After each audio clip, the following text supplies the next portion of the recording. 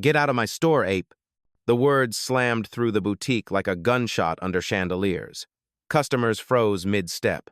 Silk and glass stopped being decor, they became witnesses. The manager's face twisted with rage, finger stabbing the air inches from hers.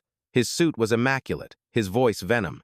Beside her, a uniformed officer pressed a hand to her shoulder, as if she were a threat. Behind him, 3 women in navy blazers, store staff, stood in a stiff row, eyes cold, lips pursed. Their silence wasn't neutral, it was permission. She didn't flinch, she didn't even blink. Her hands rose just enough to show calm, not surrender. Every inch of her presence said, "I will not meet hate with panic." Around them, the boutique breathed heavy. The shimmer of gowns on glass racks no longer spoke of luxury. They reflected ugliness. A mother pulled her daughter closer. A young man near the entrance whispered, "Did he just?" but stopped, phone trembling in his hand. This was no accident. The insult wasn't careless. It was policy disguised as anger, prejudice rehearsed like a sales pitch. The manager's voice cracked again, louder. "People like you don't belong here. You hear me?" She looked at him, steady, silent, and that silence was heavier than his shouting, because she had heard it before. At 17, outside a mall in Atlanta, security told her the same words in different clothes. "You don't belong." At 23, in a boutique in Paris, a clerk refused her card without looking at it. At 30, on the eve of launching her first company, she was mistaken for the assistant at her own board meeting. Now, years later, in a store her signature built, it came again. Same voice, same tone, same arrogance. Different stage. The officer's grip tightened. The staff behind the manager smirked, and yet she stayed motionless, as if anchored to the marble floor. Not because she was powerless, but because storms reveal themselves best when you let them rage. A beat of silence. Then her voice low, deliberate, unshaken. "Before we continue, where are you watching from? Drop your city or country in the comments below. And if you believe in dignity and justice, hit like and subscribe. These stories spark change. And we're glad you're here. Now, back to her." The boutique hadn't realized it yet, but the reckoning had already begun. The boutique smelled of leather and polished marble. Mannequins stared from behind glass like silent jurors. She had walked in alone, dressed in a tailored cobalt suit, clean lines, understated. No designer bag, no jewelry, just presence. To the staff, that absence of logos was louder than her words. At the register, a cashier with a clipped smile tilted her head. "Those gowns are reserved for premium clients," she said. Her tone wasn't policy, it was judgment. The manager stepped closer, emboldened, his voice dripping disdain. "You can't afford anything here. Don't waste our time." Her reply was calm, almost too soft for the room. "Run my name." But the cashier didn't move. She folded her arms, lips tightening. The manager gave a small laugh, like a man certain he held all the cards. Customers shifted uneasily. A young woman by the mirror whispered, "That's not right," but kept her phone low, recording anyway. A couple near the entrance exchanged glances, debating whether to step in. The officer's grip on her shoulder firmed. "Ma'am, I'm going to have to escort you out if you don't comply." She stayed still, eyes steady. Comply with what? Asking to be treated like a customer. That single line cracked the air. The smirk on the cashier's face faltered. The manager doubled down. He raised his voice, making sure everyone heard. "You don't belong here. Not in this store. Not in this brand." Her silence in return was sharper than any shout, because she remembered Atlanta, 17 years old, turned away from a boutique because suits like these aren't for girls like you. Paris, 23, ignored while clerks swarmed around others. Meetings where men mistook her for the assistant in her own company. Now, inside this boutique, it replayed like an old script with new actors. And still, she stood calm, not shrinking, not backing away, just watching the storm gather around her. Phones were rising higher now. Customers weren't whispering anymore. One voice near the back muttered, "Is this really happening?" Another said louder, "She hasn't done anything wrong." But the manager didn't care. He waved at the officer. "Take her out. Now." The officer adjusted her stance, ready to move. The cashier crossed her arms tighter, as if justice was a garment she could deny. The room tilted toward humiliation. And yet, in that tilt, something else was stirring. A shift. Witnesses readying themselves. truth waiting its turn. The escalation had begun. The phone's red light blinked like a siren in the boutique. A college kid in sneakers, barely 20, raised his camera just high enough to catch the confrontation. His voice cracked as he whispered, "People need to see this."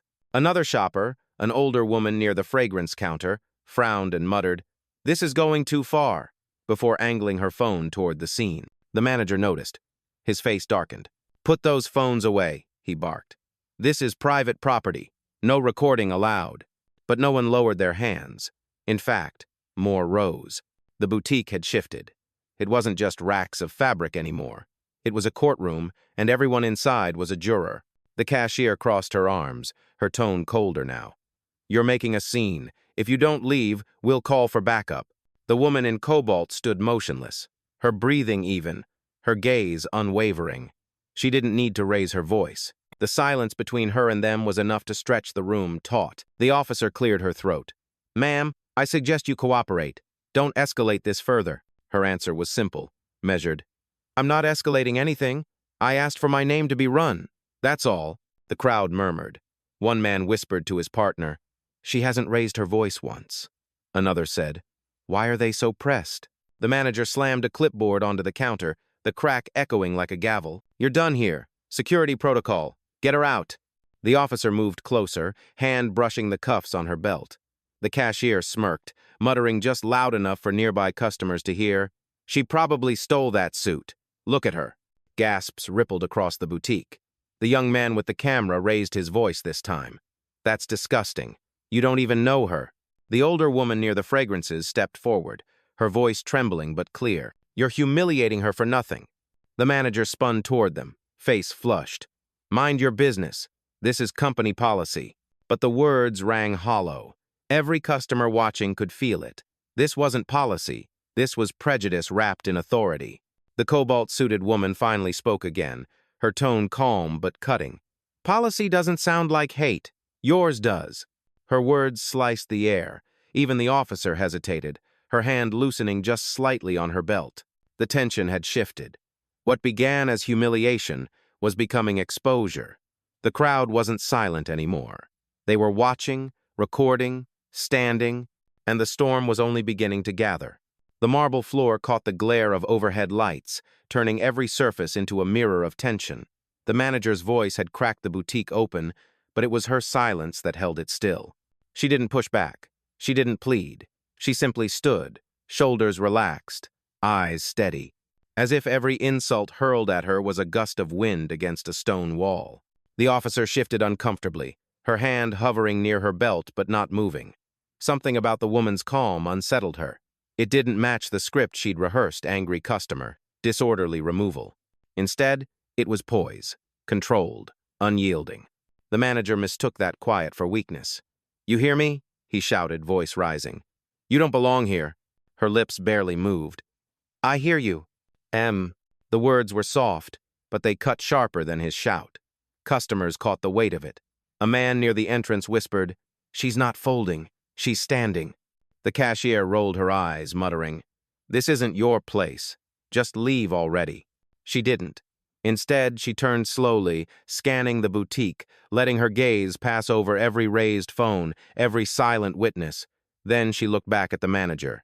Still calm, still silent. Because she knew, silence has gravity. It makes the other side speak more, stumble more, reveal themselves more. And they were doing exactly that. The young man filming swallowed hard, lowering his phone for a second. She caught his eyes. A single nod. He lifted it again, steadier this time. Her calmness was contagious. The older woman by the fragrances straightened her back, no longer whispering but speaking firmly, "You're embarrassing yourselves." The manager spun toward her. "Mind your mouth, or you'll be out too." But the room no longer belonged to him. The silence he tried to fill with threats only deepened the sense of injustice. Inside her chest, memory flickered her first property deal at 23, when a broker told her she was too young, too black, too female to close. She hadn't yelled then either. She had stayed silent until the contract spoke for her. Now, decades later, the same patience wrapped around her like armor. The officer hesitated, stepping back half an inch. The crowd leaned forward, sensing the shift. The manager, red-faced, doubled down. "Last warning, Leave or we'll drag you out. Her silence didn't break. It thickened, like the pause before a verdict. And in that pause, the room began to see it.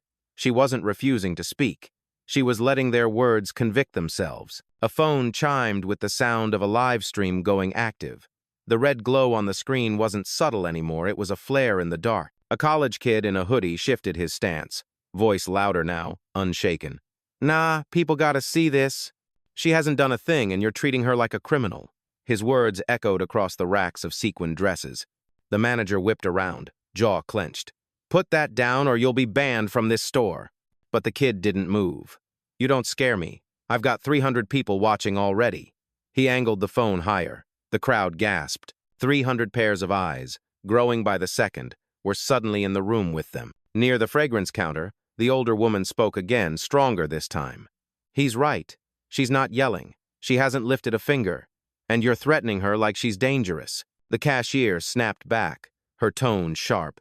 Stay out of this. You don't know her. The woman narrowed her gaze. I don't have to know her. I can see what you're doing. The boutique was no longer silent. It was buzzing, pulsing with unease. Murmurs swelled into words, words into statements. A man in a gray blazer, clearly another customer, stepped forward. Is this how you treat clients? Because if it is, I won't be one much longer. His voice was low but steady, carrying weight. The manager's face flushed deeper. This is protocol, he barked. We're protecting the integrity of this store. The young man with the camera laughed bitterly. Integrity? You just called her an ape. His phone trembled slightly, but his voice didn't. Say it again. See how the internet reacts. The cashier's smirk faltered. The officer's eyes darted between the crowd and the woman she held, her grip loosening without thought. And then came another crack in the wall. A sales associate, not management, just a junior employee stepped out from behind a rack of handbags. Her voice was quiet at first, then grew stronger. I saw her name, this morning, in our system. The manager spun, eyes wide. What did you just say? The associate swallowed, but didn't back down. Her name's there. Confirmed. She booked the appointment. Gasps rippled through the boutique. Phones caught every syllable. The woman in cobalt remained still, only her gaze softening for a heartbeat. Someone had finally spoken truth aloud. The manager lunged forward, finger stabbing the air at the associate. You're out of line. Keep your mouth shut or you'll regret it. But it was too late. The crowd had heard. The witnesses weren't whispering anymore. They were awake. And the storm was gaining voices. The junior associate's words still hung in the air. Her name's in the system. A fragile truth breaking through the noise. But the manager crushed it under his heel. Lies, he spat, stepping forward. His face was red, veins ridged at his neck. You're just a trainee. Don't think for 1 second you know more than I do. The cashier smirked again, seizing the chance to pile on. She's faking it. People like her borrow names, fake cards, make a scene. That's all this island. Gasps rippled through the boutique. Customers shifted, eyes wide, disbelief mixing with disgust. The young man with the live stream held his phone higher, narrating now, Y'all hearing this? They just said she's faking it on camera. His audience count jumped past 1,000. The officer's voice cut in, stern but uneasy. Ma'am, she said to the woman in cobalt, if you don't leave voluntarily, we'll remove you. Last chance. The woman didn't move. Her voice, low and calm, carried farther than any shout. You're calling me a fraud, in a store that carries my name on every contract. The manager slammed his hand on the counter, rattling the crystal displays. Enough! His shout was jagged, desperate. You think you can walk in here and demand respect? Dressed like that? You're not our client. You never will be. The crowd recoiled. A mother in the corner shielded her daughter's ears. A man near the door muttered, This is insane. The cashier sneered, piling insult upon insult. She doesn't belong here. Look at her. No jewelry, no bag, no driver waiting outside. Just a wannabe pretending. Each word landed like a stone, but the silence that followed was heavier. Customers began to shift closer, not toward the manager, but toward the woman in cobalt. The officer hesitated, her authority cracking under the weight of witnesses. She touched her radio, but didn't speak. The young man with the live stream shouted again, You're done. The world's watching. Every word. The manager snapped at him, voice breaking. Shut that off before I have you arrested. But the phones didn't go down. More screens lit up, more lenses focused. The boutique had transformed into an arena. On one side, rage, arrogance, fear disguised as power. On the other, silence, dignity, and a crowd slowly realizing which side they stood on. And still, the woman hadn't raised her voice once. Her silence was louder than their fury. The boutique's air was thick now, every breath sharp, every whisper recorded. The manager leaned closer, fury shaking his voice. Then, with one sudden motion, he yanked the leather tote from her arm. Gasps erupted like shattering glass. The bag slipped from his hand, hit the counter, and toppled to the marble floor with a dull thud. "Fraud," he snarled. "Thieves always carry props." The cashier's laugh sliced the silence. "Probably stolen, just like her story." Phones shot higher. The live stream chat exploded. A chorus of disbelief filled the room. "Did you see that? He grabbed her bag." The officer stiffened, hand finally gripping her cuffs. "Ma'am, at this point you're being detained for investigation. End of sex." The woman in cobalt didn't bend to pick up her bag. She didn't move at all. Her eyes locked on the manager, steady, unblinking. "People like you don't belong in luxury," he spat, voice cracking. Louder this time so the entire boutique would hear. "Not in this store, not in this brand, not in this world." The words dropped like poison into the room. Customers recoiled as if burned. A teenage girl whispered to her mother, "Did he just say that out loud?" The mother's eyes filled with outrage. "Yes, and we're all hearing it." The young man with the live stream nearly shouted, his voice shaking. "He just said she doesn't belong in this world." To her face, in her own store. His phone screen surged 5,000 viewers. The officer raised her voice over the noise. "Enough. You're coming with me." She stepped forward, reaching for the woman's wrist. But the woman didn't flinch. She stood as if rooted into the marble, unmoved by hands, by words, by hate. Customers began to stir. The older woman near the fragrance counter shouted, "Don't touch her! This is wrong!" A man in a blazer stepped closer. "She hasn't done a thing. You're humiliating her." The manager turned on them, wild-eyed. "Shut up, all of you. This is my store, my rules." But his words rang hollow. The crowd wasn't with him anymore. They weren't afraid. They were witnesses. The woman finally bent, slow and deliberate, to pick up her bag. Her voice, calm and precise, cut through the chaos. "You've mistaken silence for surrender. That's your last mistake." The boutique froze. Phones stayed high. Even the officer hesitated, hand loosening from her cuffs. The breaking point had arrived. The bag was back in her hand, steady. She brushed the dust from its leather like the insult had left no mark. Then, without hurry, she drew out her phone. The crowd leaned in. The officer froze mid-step. The manager sneered, "What? Calling your lawyer? Go ahead. They won't save you."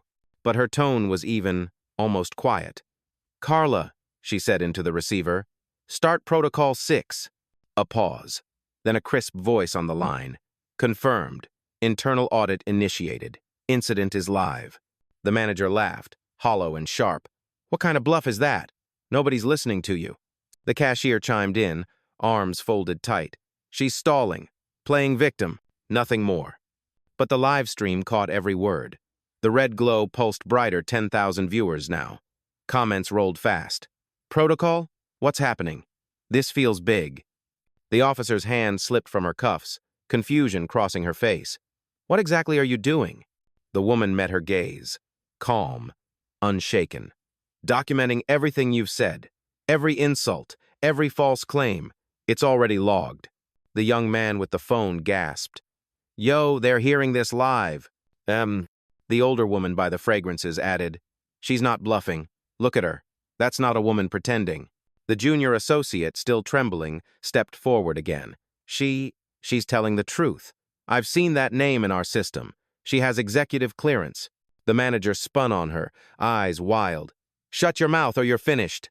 But the associate didn't back down. "No, you're finished." Her voice cracked, but the room heard it. The woman in cobalt raised her phone closer. Carla's voice returned, louder this time. "Escalation logged. Compliance board notified. Store manager under review." The boutique gasped as if the walls themselves had heard. The manager's smirk faltered. The cashier's folded arms loosened. The officer stepped back half a pace. The woman finally spoke, steady and clear. "This is no longer your narrative.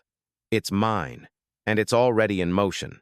Phones stayed high. The live stream climbed past 15,000. The crowd felt the ground shift beneath them. For the first time since she walked in, the storm wasn't pressing down on her. It was turning on them. The counter-strike had begun. The room was no longer quiet. It was a storm of whispers, phones, and shifting loyalties. The manager tried to stand taller, but his voice cracked when he spoke. "This is nonsense. She's bluffing. Nobody here believes her." But they did.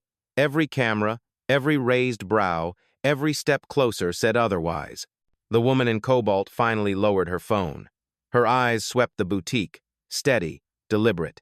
She looked at the officer first. "You asked what I was doing. I was documenting my own employees trying to erase me."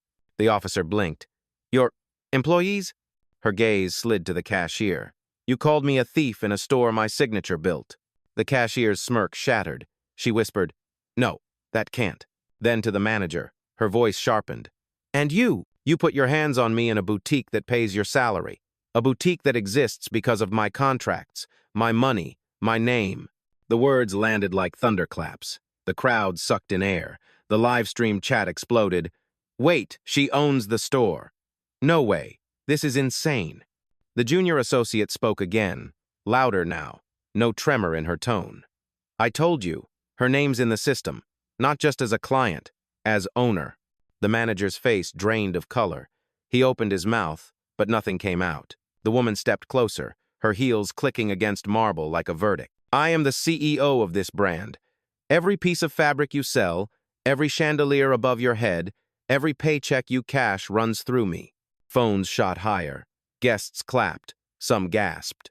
The officer's hand dropped completely from her belt. The older woman by the fragrances whispered, almost in awe, "All this time, she's the one." The live stream counter flashed 20,000 viewers. Comments poured in, "Justice. This is the twist. Power." The manager staggered back a step. You're lying." Her reply was soft, but unstoppable. "You've mistaken arrogance for authority, but authority belongs to me." The boutique fell silent. Not the silence of tension, but the silence of revelation. Every face, every phone, every witness now knew the truth, and the storm had finally shifted its eye. The words still echoed, "I am the CEO of this brand." They didn't just hang in the air, they detonated. The manager's face drained of color as if someone had pulled the power from him. His mouth opened, closed, opened again, but no sound emerged. The cashier staggered back half a step, her arms no longer folded, hands twitching as if to undo the insults she had already spoken. The officer froze, then slowly dropped her hand away from the cuffs. She wasn't detaining a suspect anymore, she was standing inches from the owner. The junior associate stood taller now, vindicated, her voice steady, firm. "I told you, she's the reason we even have jobs." The crowd shifted in unison, a tide turning against arrogance. Someone clapped once, sharp. Another joined. Soon the boutique pulsed with applause, echoing off the marble.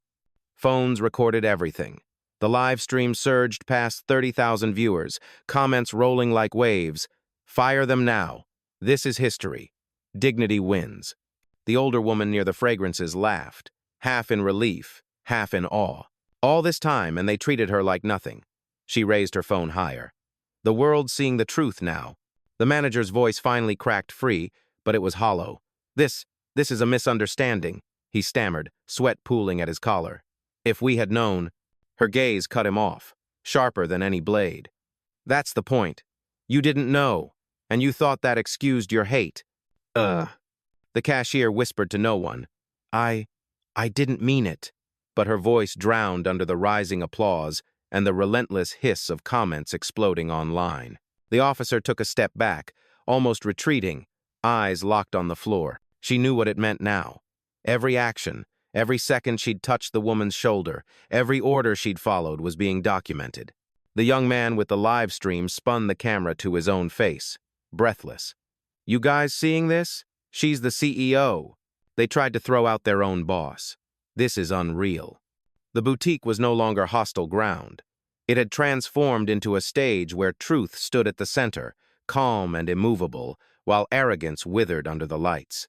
And the ones who had mocked, doubted, and insulted her now trembled not because she yelled, but because she hadn't needed to. Power had spoken without ever raising its voice. Applause still echoed off marble and glass when she raised her phone again. Her voice was calm, but it carried the weight of finality. "Carla," she said, "execute terminations.